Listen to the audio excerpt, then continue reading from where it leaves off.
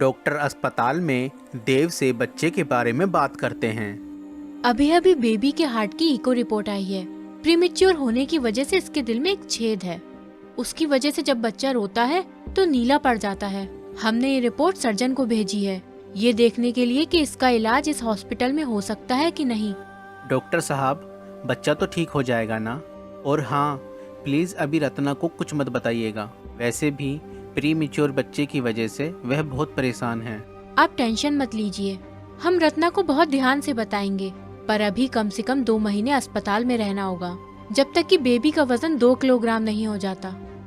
देव, सब ठीक तो है ना? हाँ, सब ठीक है। आप इतना परेशान क्यों लग रहे हो? नहीं, बस तुम्हारी चिंता है। तुम जो इतनी परेशान हो। मैं भी रत्ना को यही कह रही थी कि बच्चा जब थोड़ा सा बड़ा होगा तो सब ठीक हो जाएगा। हाय मेरा बच्चा, जल्दी से ठीक हो जाए बस। बेटा, ड्राइवर को फोन करके कह दो कि लक्ष्मी घर पर काम करने के लिए आती रहे। हेलो दीपक, वहाँ सब ठीक तो है ना? हम यहाँ हॉस्पिटल में हैं। देखो, लक्ष्मी और तुम दोनों घर पर ही ठहर जाओ और बच्चे को भी साथ ले आओ। रत्ना, लक्ष्मी तुमसे बात करना चाहती है। हाँ लक्ष्मी, बस ठीक हूँ। बेबी के लिए फिक्र है, अभी बहुत कमजोर है, इसलिए डॉक्टर ने हॉस्पिटल में ही रहने को कहा है। पता नहीं कितने दिन लग जाए। दीदी, भगवान बच्चे को जल्दी ठीक कर देगा। भगवान पर भरोसा रखिए, आप फिक्र ना करें। हम यहाँ घर पर ही रहेंगे। अमित को अभी तक खांसी चल रही है, उसको भी साथ रखूंगी। सब ठीक हो जाएगा दीदी। उसको डॉक्टर के पास ले जाकर दवा दिला दें, ठीक हो जाएगा। और हाँ, घर का ध्यान रखना, सबके लिए और अपने लिए भी खाना बनाती रहना। लक्ष्मी घर का अच्छे से ख्याल रखती है। वह अपने बच्चे को साथ ले आती है और घर के एक कोने में रहने लगती है। सुनिए, यहाँ पर साफ सुथरे और ठंडे घर में रहकर हमारा अमित कितना खुश है। भगवान हमारे अमित का नसीब भी ऐसा करे। अरे, हमने तो पढ़ा लिखा नहीं, अब हमारे बच्चे को हम जरूर पढ़ाएंगे और बड़ा होकर बाबू बनाएंगे। फिर वह भी ऐसे ही घर में रहेगा। मेरा अमित बड़ा होकर क्या बनेगा? बाबू बनेगा या डॉक्टर बनेगा? अस्पताल में 2 हफ्ते के बाद। अरे माँ, देखो क्या हो गया, बच्चा दूध पीते पीते नीला हो गया। देव, जल्दी से डॉक्टर को बुलाओ, बच्चा ठीक नहीं है। रत्ना, बच्चे को आईसीयू में रखना पड़ेगा, इसको निमोनिया हो गया है। बच्चे के दिल में छेद है, इसलिए 3 महीने के बाद इसकी सर्जरी करवानी भी जरूरी है। डॉक्टर साहब, ऑपरेशन करना होगा, आप परेशान मत होइए। सर्जरी हो जाएगी तो बच्चा बिल्कुल ठीक हो जाएगा। बस 3 महीने ही तो वेट करना है। और हाँ, आपको यहीं रहना होगा। रत्ना अपनी फ्रेंड शैली को फोन करती है, जो अमेरिका में रहती है। शैली, मेरा बच्चा प्रीमेच्योर है, उसके हार्ट में भी छेद बताया है डॉक्टर ने। हमने इतना ख्याल रखा प्रेगनेंसी में, फिर भी पता नहीं हमारे साथ ही ऐसा क्यों हुआ। I am so sorry to hear this, Ratna. अभी 5 महीने पहले मेरी मेट का बच्चा बिना किसी इलाज और खर्चे के पैदा हो गया, लेकिन देखो हमारे साथ क्या हो गया। रत्ना, तू अपने बच्चे को लेकर अमेरिका आ जा, यहाँ बेस्ट इलाज हो जाएगा। तू कहे तो मैं अपने जानने वाले कार्डियो सर्जन का अपॉइंटमेंट भी ले लेती हूँ। यार, अभी तो कुछ समझ नहीं आ रहा। ठीक है, मैं देव से बात करती हूँ। अरे आजा, बच्चे का बिल्कुल ठीक से इलाज हो जाएगा, बस तू ज्यादा मत सोच। देव, मैंने सोच लिया है, मैं अपने बच्चे के इलाज के लिए अमेरिका जाऊंगी।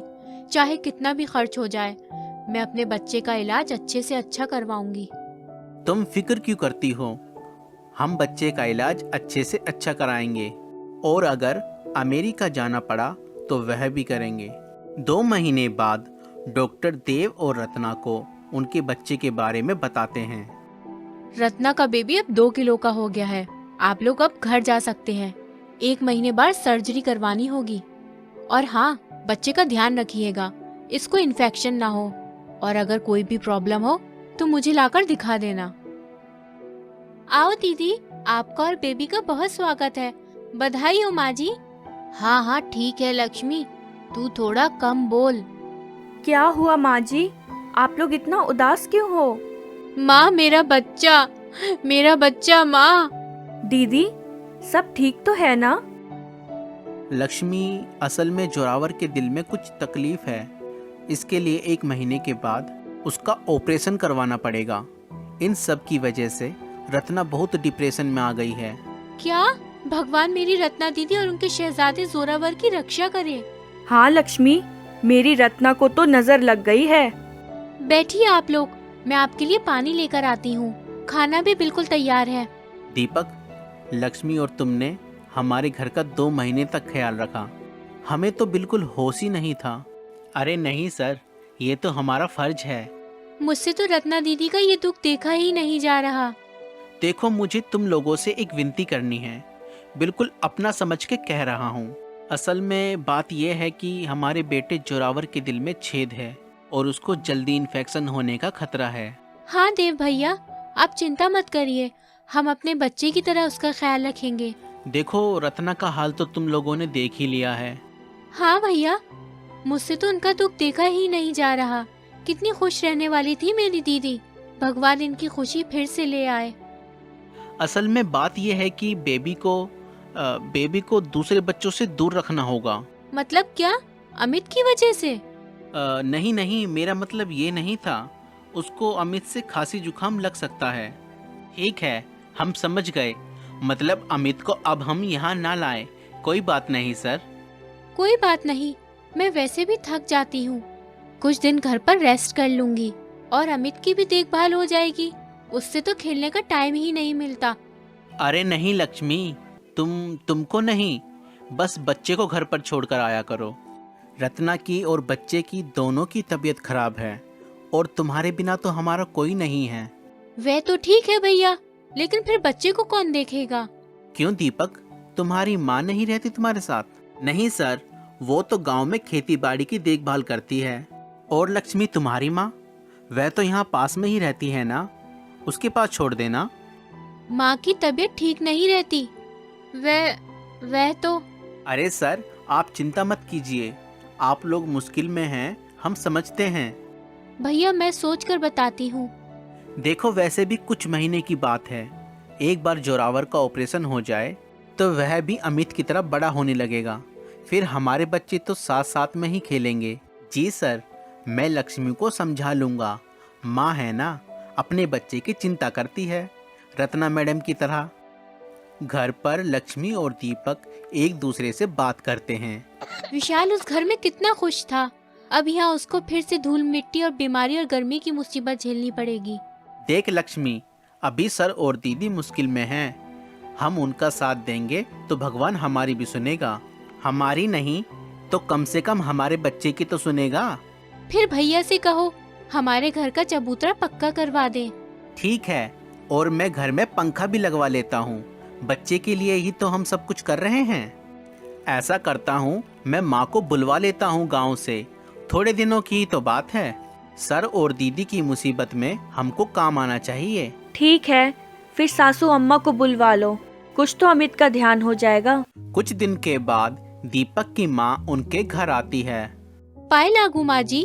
अरे वाह, हमारा अमित तो बहुत शरारती हो गया है। लेकिन खांसी? शहर में पलेगा, ताजी हवा से दूर तो खांसी तो होगी ही। क्या करे माँ, अब नौकरी यहाँ है। कल को अमित यहाँ बड़े अंग्रेजी स्कूल में जाएगा। हमारी तरह गांव में अनपढ़ नहीं रह जाएगा।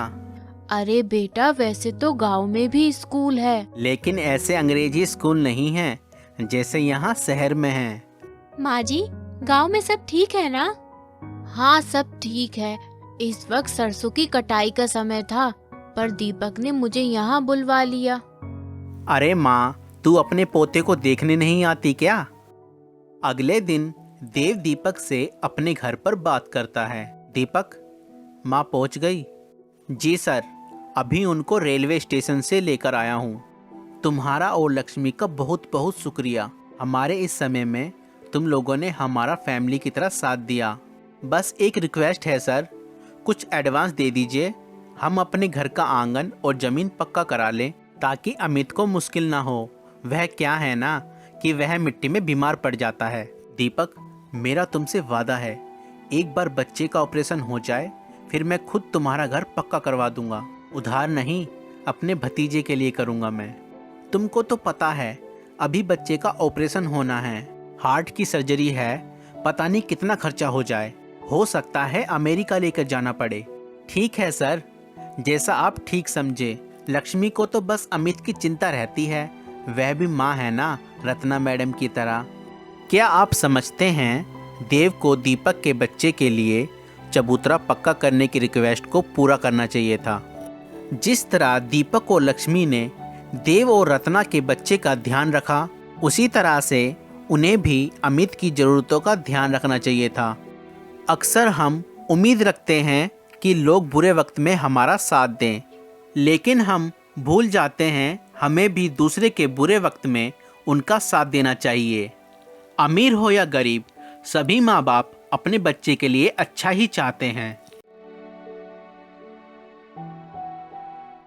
तो दोस्तों, अगर आपको ये वीडियो पसंद आई तो इस वीडियो को लाइक करें और हमारे चैनल कार्टून कहानियाँ को सब्सक्राइब करना ना भूलें। Thank you.